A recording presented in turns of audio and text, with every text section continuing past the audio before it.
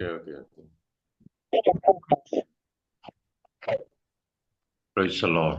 കർത്താവിന്റെ പരിശുദ്ധമായ നാമം ഈ പ്രഭാതത്തിൽ വാഴ്ത്തപ്പെടുമാറാകട്ടെ.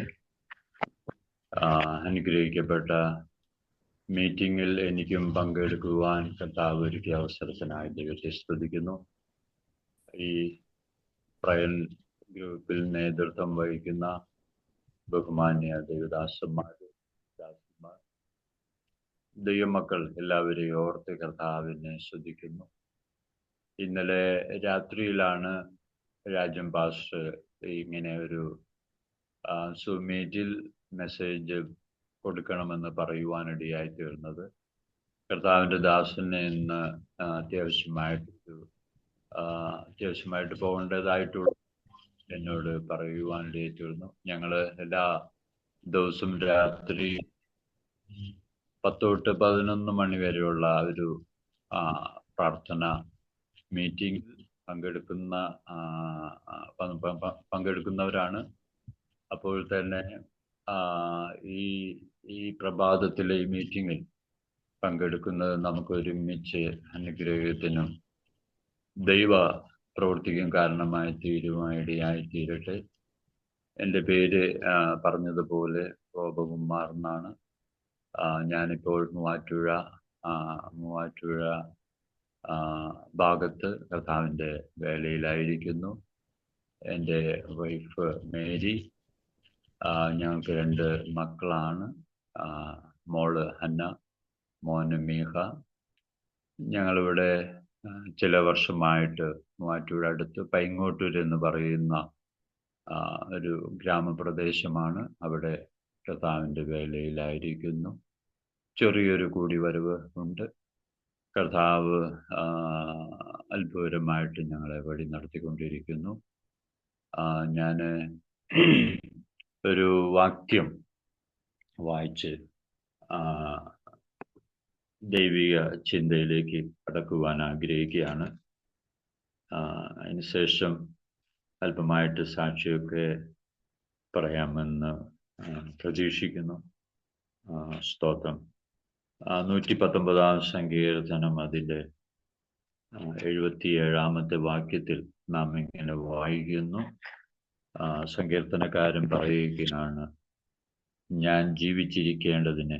119 സങ്കീർത്തനം 77 വാക്യം, ഞാൻ ജീവിച്ചിരിക്കേണ്ടതിന് നിന്റെ കരുണ എനിക്ക് വരുമാറാകട്ടെ, നിന്റെ ന്യായപ്രമാണത്തിൽ ഞാൻ രസിക്കുന്നു. ഭക്തനായിരിക്കുന്ന സങ്കീർത്തനക്കാരൻ പറയുകയാണ്, ഞാൻ ജീവിച്ചിരിക്കേണ്ടതിന് നിന്റെ കരുണ എനിക്ക് വരുമാറാകട്ടെ. പ്രിയ ദൈവമക്കളെ, കർത്തൃദാസന്മാരെ, നമ്മൾ ഈ ലോകത്ത് ജീവിച്ചിരിക്കുന്നത് ദൈവത്തിൻ്റെ കരുണയാലാണ്. ക്രിസ്തലോ, ദൈവത്തിൻ്റെ കരുണയാണ് നമ്മളെ ഇത്രത്തോളം നിലനിർത്തിയത്. നമ്മുടെ കഴിവ് കൊണ്ടോ നമ്മുടെ പ്രാപ്തി കൊണ്ടോ നമ്മുടെ ആത്മീയത കൂടിയത് കൊണ്ടൊന്നല്ല, ദൈവത്തിൻ്റെ കരുണയാണ് നമ്മളെ ഇന്നയോളം നിലനിർത്തിയിരിക്കുന്നത്. നാം ദൈവവചനം പഠിക്കുമ്പോൾ വിലാപങ്ങളുടെ പുസ്തകവും മലാക്കി പുസ്തകം 6-ാം അധ്യായത്തിലൊക്കെ നമ്മൾ വായിക്കുന്നുണ്ട്, നാം ഒടിഞ്ഞു പോകാതിരിക്കുന്നത് യഹോവയുടെ ദയയത്രേ. ക്രിസ്തലോ, കർത്താവ് നമ്മെ ഓരോ ദിവസവും എത്ര അത്ഭുതകരമായിട്ടാണ് വഴി നടത്തുന്നത്. സങ്കീർത്തനത്തിൽ നമ്മൾ വായിക്കുന്നത് പോലെ നമ്മുടെ പ്രാണനെ മരണത്തിൽ നിന്നും, നമ്മുടെ കണ്ണിനെ കണ്ണുനീരിൽ നിന്നും, കാലിനെ വീഴ്ചയിൽ നിന്നും വിടുവിക്കുന്ന ആ ദൈവത്തിൻ്റെ കൃപയെ ഓർക്കുമ്പോൾ, ദൈവത്തിൻ്റെ കരുണയെ ഓർക്കുമ്പോൾ എത്ര കർത്താവിനെ സ്തുതിച്ചാലും മതി വരികയില്ല. എത്രയോ അനിഷ്ട സംഭവങ്ങളാണ് നമ്മുടെ രാജ്യത്തും ദേശത്തും സംസ്ഥാനത്തും ലോകത്തൊക്കെ നടന്നുകൊണ്ടിരിക്കുന്നത്. അതിൻ്റെ മധ്യത്തിലും നമ്മളെ അത്ഭുതകരമായിട്ട് ദൈവം ജീവനോടെ ശേഷിച്ചിരിക്കുകയാണ്. എന്തുകൊണ്ടാണ് ദൈവം നമ്മെ ശേഷിപ്പിച്ചിരിക്കുന്നത് അഥവാ വിളിച്ചു വേർതിരിച്ചത്? ദൈവത്തിന് നമ്മളെക്കുറിച്ചുള്ള ദൈവത്തിൻ്റെ പദ്ധതികൾ നിറവേറ്റാനുണ്ട്. നമുക്കറിയാം, ഭക്തന്മാരൊക്കെ തങ്ങളുടെ ജീവിത സാഹചര്യത്തിലൊക്കെ പ്രശ്നങ്ങളും പ്രതിസന്ധികളൊക്കെ കടന്നു വന്നപ്പോഴൊക്കെ നമുക്കറിയാം, ഏലിയാവിൻ്റെ ജീവിതം നാം മനസ്സിലാക്കുന്നത് പോലെ ശക്തമായ ശുശ്രൂഷ ചെയ്ത ഏലിയാവിന്റെ ജീവിതത്തിൽ ഒരു വെല്ലുവിളി നേരിട്ടപ്പോൾ അദ്ദേഹം പറയുകയാണ്, ഞാൻ മതി യഹോവേ, ഞാൻ ഇനി ജീവിച്ചിരിക്കുന്നത് ജീവിച്ചിരിക്കേണ്ട, എൻ്റെ പ്രാണനെ എടുക്കണമെന്ന് എലിയാവ് യഹോവയായ ദൈവത്തോട് പറയുന്നതായിട്ട് നമുക്ക് കാണുവാൻ കഴിയുന്നു. ഒന്ന് രാജാക്കന്മാരുടെ പുസ്തകം, അതിൻ്റെ പ്രൈസ് ദി ലോർഡ്, ഒന്ന് രാജാക്കന്മാരുടെ പുസ്തകത്തിൽ നമ്മളത് വായിക്കുന്നുണ്ട്. സ്തോത്രം. 19-ാം അധ്യായം 4-ാം വാക്യത്തിൽ നമുക്കവിടെ കാണുവാൻ കഴിയുന്നുണ്ട്. പ്രശ്നങ്ങളും പ്രതിസന്ധികളും ഒക്കെ കടന്നു വരുമ്പോൾ നമ്മളൊക്കെ ചിന്തിക്കുവാൻ സാധ്യതയുള്ള ഒരു കാര്യമാണ്, എത്ര ശക്തമായ നിലയിൽ കർത്താവിന് വേണ്ടി നിന്ന മനുഷ്യൻ അല്ലെങ്കിൽ പ്രവർത്തിച്ച മനുഷ്യൻ. ഇസ്രായേൽ ജനങ്ങൾ 2 തോണിയിൽ കാൽ വെച്ച സ്ഥാനത്ത് അവരെ മടക്കി വരുത്തുവത്തക്ക നിലയിൽ ശക്തമായ ശുശ്രൂഷ ചെയ്ത ഏലിയാവിന്റെ ജീവിതത്തിൽ ഇസബേലിന്റെ വെല്ലുവിളി നിമിത്തം അല്ലെങ്കിൽ ഭീഷണി നിമിത്തം താന് പറയുവാനിടയായിത്തീർന്നു. സ്തോത്രം. എന്നാൽ നമുക്കറിയാം, ഏലിയാവിനെ വീണ്ടും കർത്താവ് ജീവിപ്പിക്കുവാനും കർത്താവിന്റെ ശുശ്രൂഷ ചെയ്യിപ്പിക്കുവാനായിട്ട് ഇടയായിത്തീർന്നു. സ്തോത്രം. പ്രിയ ദൈവദാസന്മാരെ, ദൈവമക്കളെ, നമ്മുടെ ജീവിതത്തിൽ നാം എത്ര നാൾ ജീവിച്ചിരിക്കണമെന്ന് ദൈവത്തിനറിയാം. Praise the Lord. നമ്മളിലൂടെ ഏതെല്ലാം കാര്യങ്ങൾ കർത്താവിന് ചെയ്തെടുക്കേണ്ടതായിട്ടുണ്ട്, അതെല്ലാം ചെയ്തെടുക്കുവോളം നാം ഇവിടെ ജീവിച്ചിരിക്കേണ്ടത് ദൈവത്തിൻ്റെ പദ്ധതിയാണ്. അതിൻ്റെ ഇടയിൽ വെല്ലുവിളികൾ, ഭീഷണികൾ, പ്രശ്നങ്ങളൊക്കെ കടന്നു വരുമ്പോൾ നാം ഭയപ്പെടേണ്ട ആവശ്യമില്ല. കർത്താവ് നമ്മോട് കൂടിയുണ്ട്. Price the Lord. കർത്താവ് ഇതുവരെ നമ്മോട് കരുണ കാണിച്ചു. നമ്മെ പ്രശ്നങ്ങള്, പ്രതിസന്ധികളൊക്കെ കടന്നു വന്നപ്പോൾ കർത്താവിൻ്റെ കൃപയിൽ നിൽക്കുവാൻ കർത്താവ് നമ്മെ സഹായിച്ചു. അതിന് കർത്താവിൻ്റെ കരുണയായിരുന്നു. ആ കരുണയ്ക്ക് വേണ്ടി നാം പ്രാർത്ഥിക്കുകയും ആ കരുണയ്ക്ക് വേണ്ടി നാം ആശ്രയിക്കേണ്ടത് ആവശ്യമാണ്. നമുക്കറിയാം, ഈ ഭക്തൻ തൻ്റെ ജീവിതത്തിൽ എല്ലാ നിലയിലും താൻ രാജാവായിരുന്നു, തനിക്ക് സൈനികരുണ്ടായിരുന്നു, തൻ്റെ ജീവിതം വളരെ നല്ല നിലയിലുള്ള ജീവിതം നയിച്ച ഒരു ഭക്തനായിരുന്നു ദാവീദ്. എന്നാൽ തൻ്റെയും ജീവിതത്തിൽ ഒരു വെല്ലുവിളികൾ വന്നപ്പോൾ താനും 1 ശമൂവേലിന്റെ പുസ്തകം 27-ന്റെ 1-ാം വാക്യത്തിൽ ഒരു പ്രശ്നം വന്നപ്പോൾ, അല്ലെങ്കിൽ ശൗലിന്റെ ഉപദ്രവം നേരിട്ടപ്പോൾ താനും പറയുകയാണ്, ഞാനും ഒരു ദിവസം ശൗലിന്റെ കയ്യാൽ മരിക്കുകയുള്ളൂ എന്ന് താനും പറയുന്നതായിട്ട് നമുക്ക് കാണുവാൻ കഴിയുന്നു. അതുകൊണ്ട് പ്രശ്നങ്ങളും വെല്ലുവിളികളും നിറഞ്ഞ ഈ ലോകത്ത് നാം ജീവിക്കുമ്പോൾ നമ്മൾ ദൈവത്തിൻ്റെ കരുണയ്ക്ക് വേണ്ടി നാം പ്രാർത്ഥിക്കണം, ആശ്രയിക്കണം. കാരണം ഹല്ലേലൂയ, നമ്മുടെ ജീവിതത്തിൽ ദൈവത്തിൻ്റെ കരുണയാണ് നമ്മെ നിലനിർത്തിയത്. നമ്മളെ മാത്രമല്ല, നമ്മുടെ കുടുംബത്തെ, നമ്മുടെ ഹല്ലേലൂയ പ്രിയപ്പെട്ടവരൊക്കെ ദൈവം നിലനിർത്തുവാനിടയായിത്തീരുന്നു. നാം ദൈവത്തിൽ ആശ്രയിക്കുമ്പോൾ, ദൈവത്തിൻ്റെ കരുണയ്ക്ക് വേണ്ടി പ്രാർത്ഥിക്കുമ്പോൾ ദൈവം നമ്മെ നിലനിർത്തുവാനിടയായിത്തീരും. നമ്മൾ അപ്പോസ്തലനായിരിക്കുന്ന പൗലോസിനെ കുറിച്ച് നമ്മൾ പഠിക്കുമ്പോൾ അദ്ദേഹത്തിൻ്റെ റോമിലേക്കുള്ള യാത്രയിൽ നിരവധി പ്രതിസന്ധികളെല്ലാം കടന്നു വരുവാനിടയായിത്തീർന്നു. അതിൻ്റെ മധ്യത്തിൽ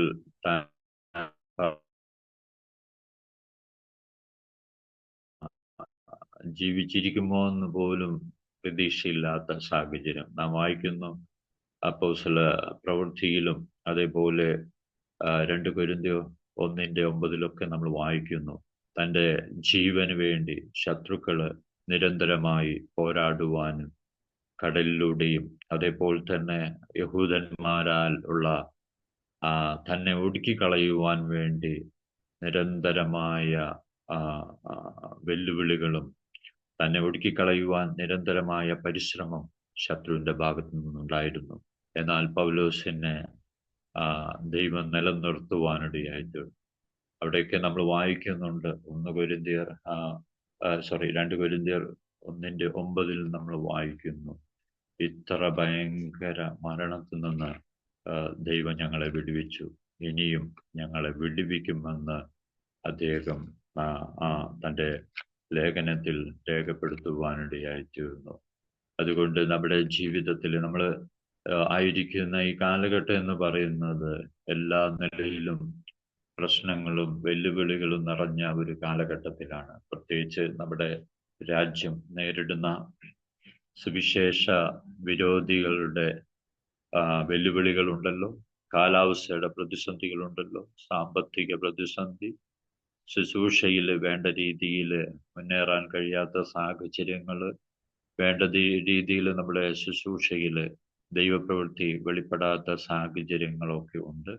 എന്നാൽ അതിൻ്റെ മധ്യത്തിലും നാം ദൈവത്തിൻ്റെ കരുണയ്ക്ക് വേണ്ടി, ദൈവത്തിൻ്റെ കൃപയ്ക്ക് വേണ്ടി പ്രാർത്ഥിക്കുന്നെങ്കിൽ, ആഗ്രഹിക്കുന്നെങ്കിൽ, ആശ്രയിക്കുന്നെങ്കിൽ തീർച്ചയായിട്ടും നമ്മളുടെ ദൈവത്തിൻ്റെ പ്രവൃത്തി ഇനി വെളിപ്പെടുവാനിടയായിത്തീരും. നമ്മളെപ്പോൾ ഈ ലോക ജീവിതം നമ്മുടെ തീരുന്നോ അത് ദൈവത്തിനറിയാം. നമ്മളെക്കാളും അധികം നമ്മുടെ ആരംഭവും അവസാനം അറിയുന്ന ഒരു കർത്താവിനെയാണ് നാം സേവിക്കുന്നത്. എനിക്കും പ്രിയ കർത്തൃദാസന്മാർക്കൊക്കെ, അല്ലെങ്കിൽ നമ്മുടെയൊക്കെ ജീവിതത്തിൽ ഇപ്പോഴത്തെ കാര്യമേ നമുക്കറിയുള്ളൂ. എന്നാൽ നാം സേവിക്കുന്ന ദൈവം, നാം ആശ്രയിക്കുന്ന ദൈവം, നമ്മെ വിളിച്ച് വേർതിരിച്ച ദൈവം നമ്മുടെ ആരംഭവും അവസാനവും അറിയുന്ന ദൈവമാണ്. നമുക്കറിയാം, ഏലിയാവിൻ്റെ കാര്യം നമ്മൾ ചിന്തിച്ചുകൊണ്ടിരിക്കുകയായിരുന്നല്ലോ. ഏലിയാവിന് പിന്നെയും ശുശ്രൂഷ ചെയ്യുവാനുണ്ടായിരുന്നു. സ്തോത്രം. നാം ജീവിച്ചിരിക്കേണ്ടത് ദൈവത്തിൻ്റെ പദ്ധതി നിർവഹിക്കുവാനായിട്ട് ആവശ്യമാണ്. അതുകൊണ്ടാണ് ആരെല്ലാം നമ്മെ നിന്ദിച്ചാലും പരിഹസിച്ചാലും കൈവിട്ടാലും നമ്മെ കൈവിടാത്ത കർത്താവ് നമ്മളോട് കൂടിയുണ്ട്. നാം ദൈവവചനത്തിൽ വായിക്കുന്ന പോലെ ലോകാവസാനത്തോളം എല്ലാ നാളും നമ്മളോട് കൂടിയിരിക്കുന്ന നമ്മുടെ കർത്താവ്. നമുക്കറിയാം, കൊറോണയുടെ പ്രതിസന്ധികൾ നാം കടന്നു പോയവരാണ്. അതുകൂടാണ്ട് കാലാവസ്ഥയുടെ പ്രതിസന്ധികൾ, അങ്ങനെ പല വിധത്തിലുള്ള പ്രതികൂലങ്ങളൊക്കെ നമ്മുടെ ജീവിതത്തിൽ വന്നപ്പോഴൊക്കെ നമ്മൾ നിന്നതല്ല, ദൈവം നമ്മെ നിർത്തുവാനിടയായിത്തീർന്നു. അതിൻ്റെ കാരണം മറ്റൊന്നല്ല, ദൈവത്തിന് നമ്മളെ കൊണ്ട് ഇനിയും തൻ്റെ ശുശ്രൂഷ നിർവഹിക്കുവാനുണ്ട്. Praise the Lord. ഹല്ലേലൂയ. നമ്മുടെ ജീവിതം ഇനിയും കർത്താവിന് പ്രയോജനപ്പെടുത്തുവാനുണ്ട്. അതുകൊണ്ട് നാം ഈ പ്രഭാതത്തിൽ എന്നെ ശ്രദ്ധിക്കുന്ന ദൈവദാസന്മാരെ, ദാസിമാരെ, പ്രിയപ്പെട്ടവരെ, നാം നിലനിൽക്കേണ്ടത് ദൈവത്തിൻ്റെ ആവശ്യമാണ്. അപ്പോൾ തന്നെ നമ്മളെ തകർക്കുന്ന ശക്തികൾക്കെതിരെ പോരാടി പ്രാർത്ഥിക്കേണ്ടതായിട്ടുണ്ട്. Praise the Lord. ഹല്ലേലൂയ. പൗലോസ് ഇങ്ങനെ പറയുന്നുണ്ട്, നിങ്ങളും ഞങ്ങൾക്ക് വേണ്ടി നുണയ്ക്കുന്നുണ്ടല്ലോ. Praise the Lord. ഹല്ലേലൂയ. 1 കൊരിന്ത്യർ നമ്മൾ വായിക്കുന്നു. അവിടെ പൗലോസ് പറയുകയാണ്, നിങ്ങളും ഞങ്ങൾക്ക് വേണ്ടി തുണയ്ക്കുന്നുണ്ടല്ലോ. അതുകൊണ്ട് പ്രാർത്ഥന എന്ന് പറയുന്നത് നമ്മുടെ ശുശ്രൂഷയ്ക്കും നമ്മുടെ നിലനിൽപ്പിനും വളരെ ശക്തമായിട്ട് ആവശ്യമുള്ള ഒരു കാലഘട്ടത്തിലാണ് നാം ഓരോരുത്തരും വന്നിരിക്കുന്നത്. സ്തോത്രം. ഇതേപോലുള്ള സൂം മീറ്റിംഗ് ഒക്കെ അത് വലിയൊരു കോട്ടയാണ് നമുക്ക്. Price the Lord. പരസ്പരം ഓർക്കുവാനും പ്രാർത്ഥിക്കുവാനും കർത്താവിന് വേണ്ടി ശക്തമായി പ്രയോജനപ്പെടുവാൻ കർത്താവ് നമ്മെ പിന്നെ സഹായിക്കുമാറാകട്ടെ. ഇവിടെ നമ്മൾ കുറിവാക്യം ഇങ്ങനെയാണല്ലോ വായിച്ചത്, യഹോവേ, ഞാൻ ജീവിച്ചിരിക്കേണ്ടതിന് നിന്റെ കരുണ കാണിക്കണമേ എന്നുള്ള ഭാഗമാണല്ലോ നമ്മൾ വായിച്ചത്. എൻ്റെയും ജീവിതയാത്രയിൽ പല മരണകരമായ അവസ്ഥയിലൂടെയൊക്കെ പോകേണ്ട സാഹചര്യം ഉണ്ടായിരുന്നു. എന്നാൽ അതിൻ്റെ മധ്യത്തിലൊക്കെ കർത്താവ് നിലനിർത്തുവാനിടയായിത്തീർന്നു. എൻ്റെ 6-ാം വയസ്സിൽ ഞങ്ങൾ കർത്താവിനെ അറിയുന്നതിന് മുമ്പേ ഒരു ഗുരുവായൂർ, നമുക്കൊക്കെ അറിയാവുന്നതുപോലെ ഗുരുവായൂർ അമ്പലത്തിൻ്റെ കുളത്തിൽ വെച്ച് അവിടെ 5 വയസ്സുള്ളപ്പോൾ അവിടെ മുങ്ങി മരിക്കേണ്ടതായിരുന്നു. എന്നാൽ ദൈവം നമ്മളെ കണ്ടിട്ടുള്ളത് കൊണ്ട്, ദൈവത്തിന് നമ്മളെക്കുറിച്ച്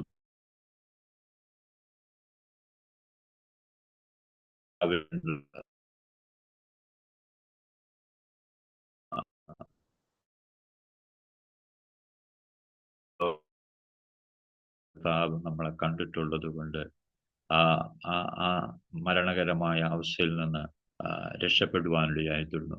വീണ്ടും എൻ്റെ ജീവിതത്തിൽ 12-ാം വയസ്സിൽ അതിശക്തമായ വയറുവേദന നിമിത്തം അന്നും ഈ ലോകത്ത് നിന്ന് മാറ്റപ്പെടേണ്ടതായിരുന്നു. അവിടെയും ദൈവം ജീവനെ ശേഷിപ്പിക്കുവാനിടയായിത്തീർന്നു. കർത്താവിന് വേണ്ടി പ്രയോജനപ്പെടുവാൻ, കർത്താവിന് വേണ്ടി ജീവിക്കുവാൻ ദൈവം കണ്ടിട്ടുള്ളത് കൊണ്ട് അവിടുന്ന് രക്ഷപ്പെടുവാനിടയായിത്തീർന്നു. അതിനുശേഷം എൻ്റെ യൗവനപ്രായത്തിൽ ഞങ്ങളുടെ നാട്ടിൽ തന്നെയുള്ള കേച്ചേരി, എൻ്റെ വീട് തൃശ്ശൂർ ജില്ലയിലാണ്. തൃശ്ശൂർ ജില്ല കേച്ചേരി എന്ന് പറയുന്ന ഒരു ഗ്രാമപ്രദേശത്താണ്. അവിടെ ഒരു കേച്ചേരി പുഴ എന്നറിയപ്പെടുന്ന ആ പുഴയിൽ എൻ്റെ സ്നേഹിതനുമായിട്ട് കുളിക്കുവാനായിട്ട് പോയതാണ്. അദ്ദേഹത്തിന് നീന്തൽ അറിയില്ല. നീന്താൻ പഠിപ്പിക്കുന്ന കൂട്ടത്തിൽ തന്നെ ആ സമയത്ത് അദ്ദേഹത്തെ പഠിപ്പിച്ചുകൊണ്ടിരിക്കുമ്പോഴും അന്നും ആ പുഴയിൽ മുങ്ങി ചാവേണ്ടതായിരുന്നു, അല്ലെങ്കിൽ അന്ന് ജീവൻ പോകേണ്ടതായിരുന്നു. അവിടെയും ദൈവം രക്ഷിക്കുവാനിടയായിത്തീർന്നു. തുടർന്ന് വീണ്ടും ഞാൻ എൻ്റെ വിവാഹം കഴിഞ്ഞ സമയത്ത് ഞങ്ങളുടെ മോള് ഗർഭിണിയായി, മോളുടെ വൈഫ് മോളെ ഗർഭിണിയായിരിക്കുന്ന സമയത്ത് വൈഫിനെ വീട്ടിലേക്ക് ആക്കി വരുമ്പോൾ എറണാകുളം വളരെ തിരക്കുള്ള ഒരു സ്ഥലമാണ് കുണ്ടന്നൂര്. അവിടെ വെച്ച് ബൈക്ക് അപകടം ഉണ്ടാക്കുകയും അവിടുന്നും അത്ഭുതകരമായിട്ട് ദൈവം രക്ഷിക്കുവാനിടയായിത്തീർന്നു. ഞാൻ പറഞ്ഞു വന്നതിൻ്റെ സാരം ഇതാണ്: നമ്മളൊക്കെ ജീവിച്ച് ഇരിക്കുന്നതിൻ്റെ പിന്നിൽ ദൈവത്തിൻ്റെ കരുണയാണ്. സ്തോത്രം. കാരണം നമ്മെക്കുറിച്ച് ദൈവത്തിന് പദ്ധതികളുണ്ട്. സ്തോത്രം. നമ്മളുടെ അനേകരെ ദൈവകൃപയിലേക്ക് വരേണ്ടതായിട്ടുണ്ട്. നമ്മളുടെ അനേകരെ ആശ്വാസം പ്രാപിക്കേണ്ടതായിട്ടുണ്ട്. നമ്മളുടെ ദൈവത്തിൻ്റെ മഹത്വം വെളിപ്പെടേണ്ടതായിട്ടുണ്ട്. അതുകൊണ്ട് നമ്മുടെ ജീവിതത്തിൽ ഏത് പ്രതിസന്ധികളും വന്നാലും, വെല്ലുവിളികൾ കടന്നു വന്നാലും, ദൈവസന്നിധിയിൽ നിലനിൽക്കുവാൻ വേണ്ടി നാം ദൈവത്തിൽ ആശ്രയിക്കണം, ദൈവത്തിൽ ശരണം പ്രാപിക്കണം. ദൈവത്തിൻ്റെ കരുണയ്ക്കായിട്ട് നാം യാചിക്കുമ്പോൾ, നാം അപേക്ഷിക്കുമ്പോൾ, കർത്താവ് നമ്മെ ജീവനോടെ ശേഷിക്കുവാനിടയായിത്തീരും. നമ്മളിങ്ങനെ എബ്രായ ലേഖനത്തിൽ നമ്മൾ വായിക്കുന്നല്ലോ, ഒരിക്കൽ മരിക്കുകയും പിന്നെ ന്യായവിധി മനുഷ്യർക്കായി നിയമിച്ചിരിക്കുന്നു. അപ്പോൾ നമ്മൾ എന്നായാലും ഏതെങ്കിലും ഒരു ദിവസം ഈ ലോകത്ത് നിന്ന് വിട പറയേണ്ടവരാണ്. അതുവരയ്ക്ക് കർത്താവിന് വേണ്ടി ശക്തമായി നിൽക്കുവാനും പ്രവർത്തിപ്പാനും കർത്താവിൻ്റെ കരുണയ്ക്കായി നമുക്ക് ആശ്രയിക്കാം. കർത്താവിൽ നമുക്ക് ശരണം പ്രാപിക്കാം. കർത്താവിൽ നമുക്ക് വിശ്വസിക്കാം. കർത്താവ് അതുകൊണ്ട് പൗലോസ് പറയുകയാണ്, ഞാൻ ആരെ വിശ്വസിച്ചിരിക്കുന്നു എന്ന് ഞാൻ അറിയുന്നു, അവൻ എൻ്റെ ഉപനിധിയാണ്, അവസാനത്തോളം എന്നെ കാക്കുവാൻ ശക്തനായ ദൈവമാണെന്ന് പൗലോസ് അപ്പോസ്തലൻ പറയുകയാണ്. നമുക്കും പറയാം, നമ്മുടെ ജീവിത യാത്രയിൽ അല്ലെങ്കിൽ ഈ ലോക ജീവിതത്തിൽ ദൈവത്തിൻ്റെ കരുണയ്ക്കും കൃപയ്ക്ക് വേണ്ടി ശക്തമായി നമുക്ക് പ്രാർത്ഥിക്കാം. നമ്മളിലൂടെ ഇനിയും കർത്താവിൻ്റെ വലിയ മഹത്വം വെളിപ്പെടുവാൻ, ദൈവപ്രവൃത്തി വെളിപ്പെടുവാൻ കർത്താവ് നമ്മെ സഹായിക്കട്ടെ. ഈ വചനങ്ങളാൽ നമ്മെ ഓരോരുത്തരെയും ഈ പ്രഭാതത്തിൽ ദൈവം അനുഗ്രഹിക്കുവാനും ബലപ്പെടുത്തുവാനും ശക്തീകരിക്കുവാനും ഇടയായി തീരട്ടെ. ഞങ്ങള് കർത്താവിൻ്റെ കൃപയിലേക്ക് വരുന്നത് 1998 ഞങ്ങൾ കർത്താവിൻ്റെ കൃപയിലേക്ക് വരുന്നത്. ജീവിതത്തിൽ നിരാശ കയറി, അതേപോലെ സമാധാനമില്ലാതെ സ്വസ്ഥതയില്ലായിരുന്ന ഒരു സാഹചര്യത്തിൽ ആത്മഹത്യക്ക് വേണ്ടി ചിന്തിച്ചുകൊണ്ടിരിക്കുമ്പോഴാണ് സുവിശേഷം കേൾക്കുവാനും ആ സുവിശേഷം ജീവിതത്തിൽ വലിയ മാറ്റം വരുത്തുവാനിടയായിട്ടുണ്ട്. എൻ്റെ കുടുംബത്തിൽ, ഞങ്ങളുടെ കുടുംബത്തിൽ ഞാനാണ് ആദ്യം 98 കാലഘട്ടത്തിൽ വിശ്വാസത്തിലേക്ക് വന്നത്. ചില 98 കാലഘട്ടത്തിൽ വിശ്വാസത്തിൽ വന്നപ്പോൾ ഞങ്ങളുടെ ദേശനിവാസികളും ഒക്കെ ഞങ്ങൾക്കെതിരെ തിരിയുവാനിടയായിട്ട്, എന്നാൽ ദൈവത്തിൻ്റെ കരുണ കൊണ്ട് കർത്താവിൻ്റെ കൃപയിൽ നിലനിൽക്കുവാൻ ദൈവം ഞങ്ങളെ സഹായിച്ചു. ഞാൻ 98 കൃപയിലേക്ക് വരുവാൻ കർത്താവ് സഹായിച്ചു. അതിനുശേഷം ജീവിതത്തിലെ വലിയ രൂപാന്തരവും മാറ്റമൊക്കെ കണ്ട് എൻ്റെ അമ്മയും 99 വിശ്വാസത്തിലേക്ക് വരുവാനിടയായിട്ടുണ്ട്. അതിനുശേഷം 2001 എൻ്റെ പെങ്ങള് ബിന്ദു 2003 അനുജൻ ദൈവവാനിടയായി തീർന്നു. ഞാൻ വളരെ ചുരുക്കി പറയുകയാണ്, വളരെ സമയത്തിന്റെ പരിമിതി നമുക്കുള്ളത് കൊണ്ട്. അങ്ങനെ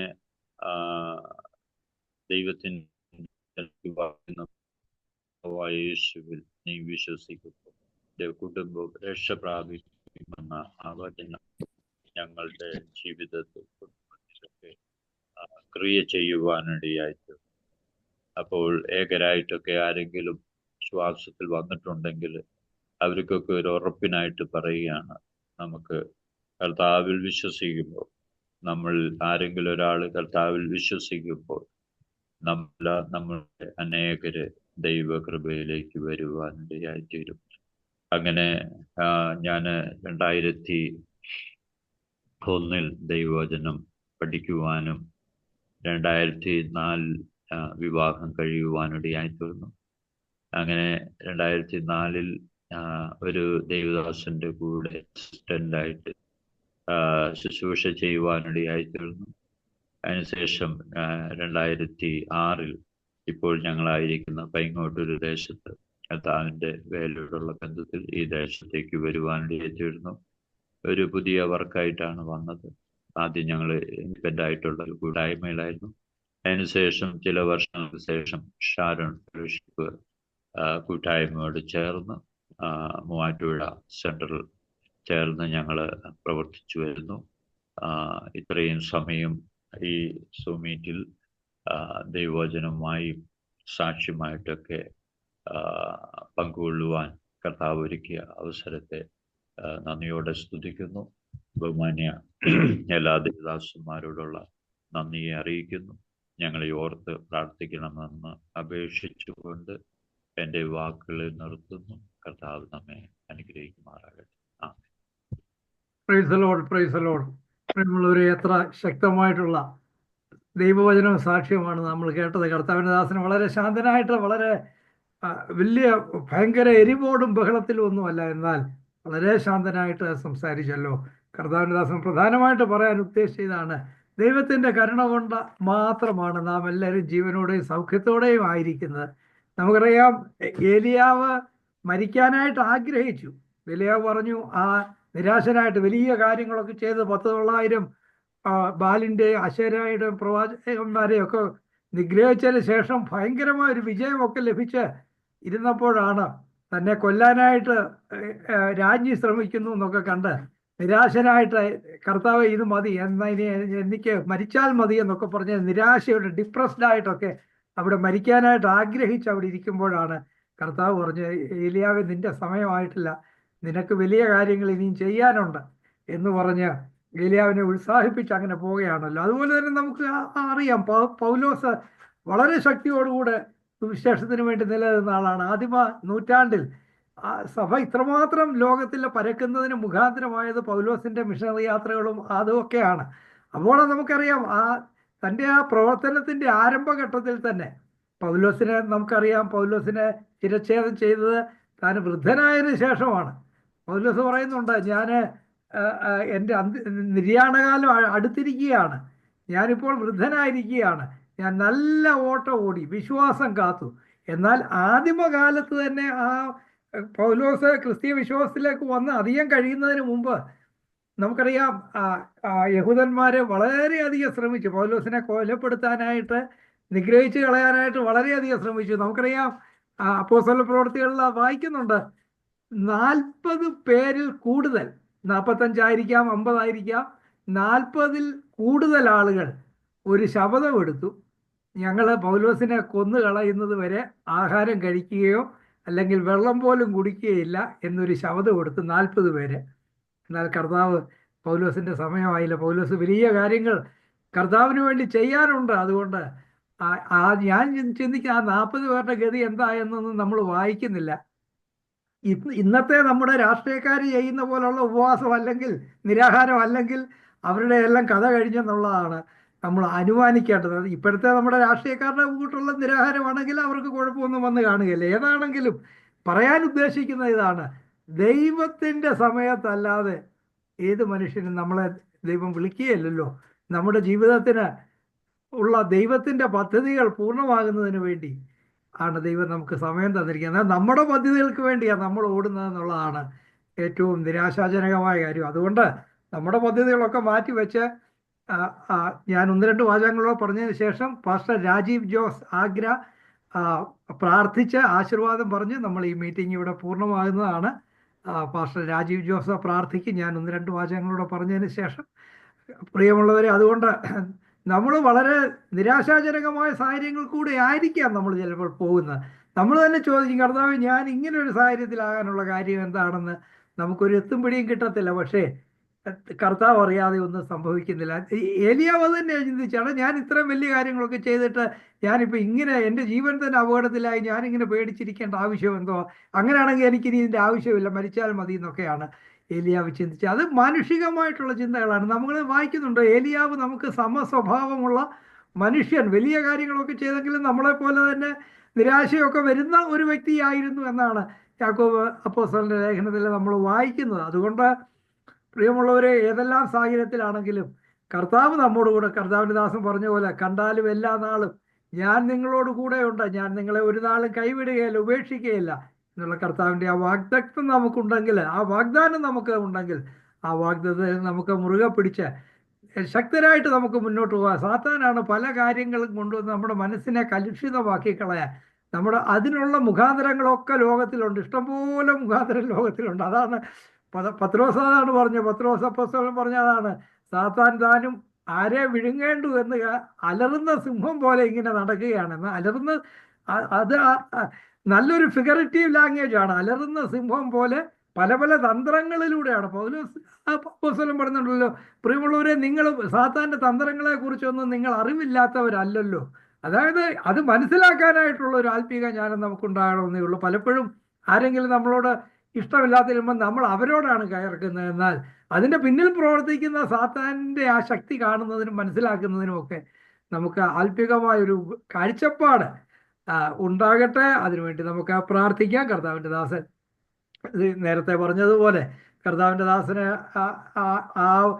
അവിടെ ആ ഗുരുവായൂർ അമ്പലത്തിൻ്റെ കുളത്തിൽ തന്നെ 5 വയസ്സുള്ളപ്പോൾ മുങ്ങി മരിക്കേണ്ടതായിരുന്നു. എന്നാൽ കർത്താവിൻ്റെ ദാസൻ തൻ്റെ അനുഭവത്തിൽ നിന്നാണ് പറഞ്ഞത്, ദൈവത്തിൻ്റെ സമയത്ത് ദൈവം നമ്മെക്കുറിച്ച് ചെയ്യാൻ ആഗ്രഹിക്കുന്ന കാര്യങ്ങൾ പൂർണ്ണമായിട്ട് നമ്മൾ ഇവിടെ നിന്ന് പോവുകയുള്ളൂ. അതുകൊണ്ട് ആ കാര്യങ്ങൾക്ക് വേണ്ടി നമുക്ക് ശക്തമായിട്ട് നിലനിൽക്കാം. അതുപോലെ തന്നെ കർത്താവിൻ്റെ ദാസൻ പറഞ്ഞല്ലോ, ആ കുടുംബാംഗങ്ങൾ